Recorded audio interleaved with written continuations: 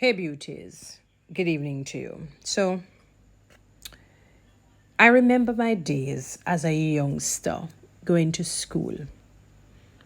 And every student back in the day, or most students, not say every student, most students back in the day, they wanted to look good. They wanted to look fly. They wanted to look nice. Because you're young ladies going to school and they're teaching you how to be ladies. Because I went to an all-girls school. And they were highly principled. They really lived on their own standard operating principles, let me call it that way. I was somewhat, I don't even want to call myself a deviant, but back in the day I gave some trouble. I gave a lot of trouble. I gave a lot of trouble, beautiful people. I did. And but there's certain things that we maintained certain, what should I say? I hold regard for certain things. So there are some things that I did not really engage in or do. But let us look at, even carrying our school bags. Our school bags had to be very ladylike. It couldn't be ragamuffin. It couldn't be coarse. It couldn't be loud. It couldn't go against just the overall atmosphere of the school or shoe as well. I know, I think back in the day you could only wear a certain type of shoe. And so they were training you on the material because they wanted you to not focus so much on the material, but they wanted you to focus on your education, learning, ensuring that you become even more socially fit for life. It started from the kindergarten and the prep school and primary school and so on, and the basic school for those who went to that. And then it moved from the primary into the secondary. So you're moving from stage 1 into stage 2. And there's certain laws or the regulations that you just had to still live by. You breach it, you pay the piper. And the principal, she was a no nonsense. I heard that people from other popular schools, reverenced her in a sense. I'm not talking like when you revere God. I'm talking as a human being. She, when you talk about Proverbs 31, a woman who fears the Lord ought to be praised. I'm talking about a woman who is doing right, ought to be lauded, ought to be honored. And she was. And quite refined. I remember saying to somebody, I remember once I heard her she said a word in patois, in our Jamaican vernacular. I never forgot the word. It was nyam. The whole school was in uproar. We were taken aback. We were dumbfounded. Like you could hear all the sighs. Everybody go, oh, did she really just say that? We were shocked. She never spoke patois. This lady was always refined, standard English right through, because we had to go to devotion, whether you practiced another religion, that's another vlog altogether. You probably just would have to stay quiet and not say whatever it is.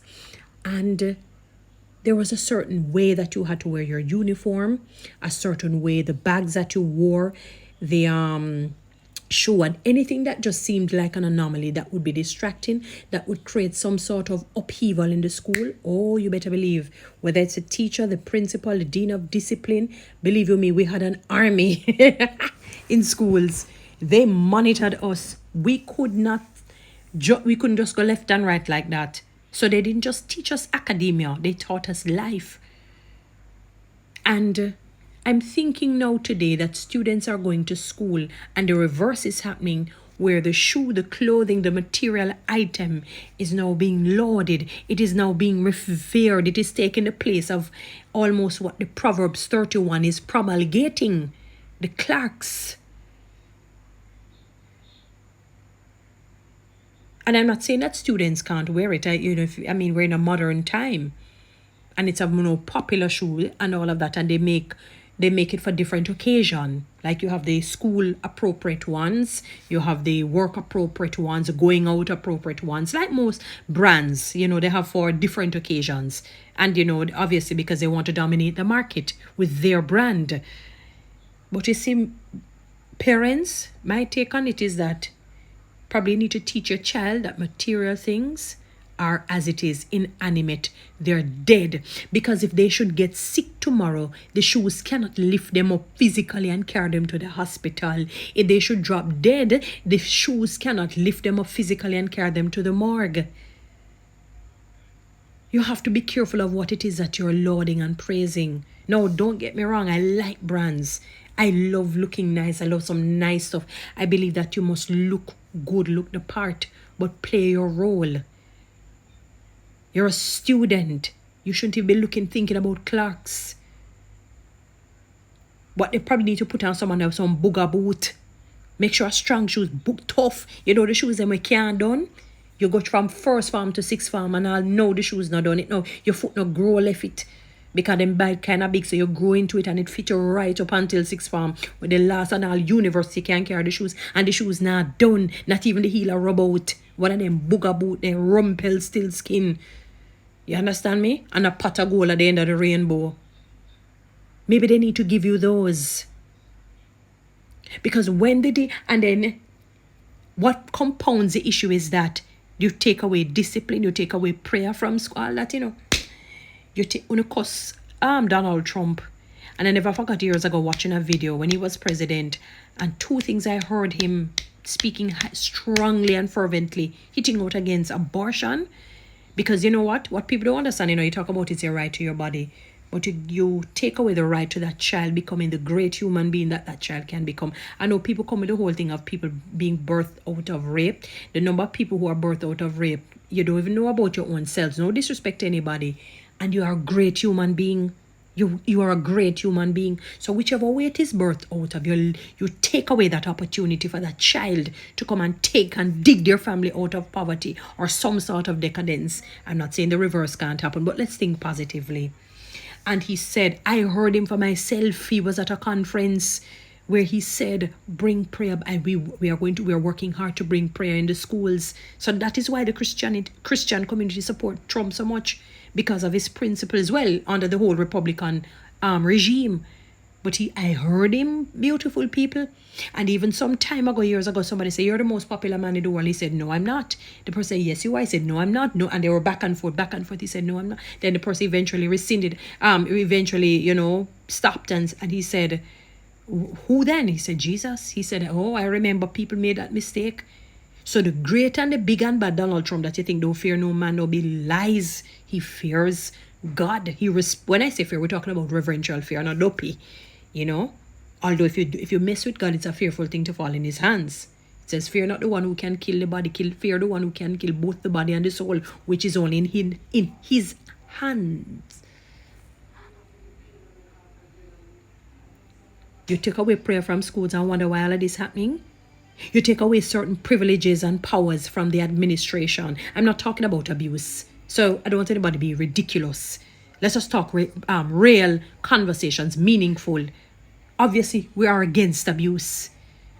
I'm against abuse, beastly. We're talking about discipline. Read the Bible. It says if you spare the rod and spoil the child, you're going to raise monsters. How can a child how can a child stand there, see a child knocked out after giving him a thump in him face, or two eyes are hurt, knocked out, and you come and you start fist him up or thump him up or stomp on him? And not talk about taking prayers out of school because you want to suffice who the enemy has tricked you, he has duped you. No wonder the Bible talks about God puts enmity between the devil and the woman, because he knows we hate him with a passion. And yet to talk about women should be they're below men and whatnot. I need for you to go and listen to a message by Dr. Miles Monroe about women being helped me, that we're made equal, but it's just that we have different roles. Different roles. One wasn't made higher than the other, but just different roles. The children need to know what it is to be children. When you become an adult, then you take on adulthood. Until once you go into that school from kindergarten up to secondary, you're a child. You could be 17, little more.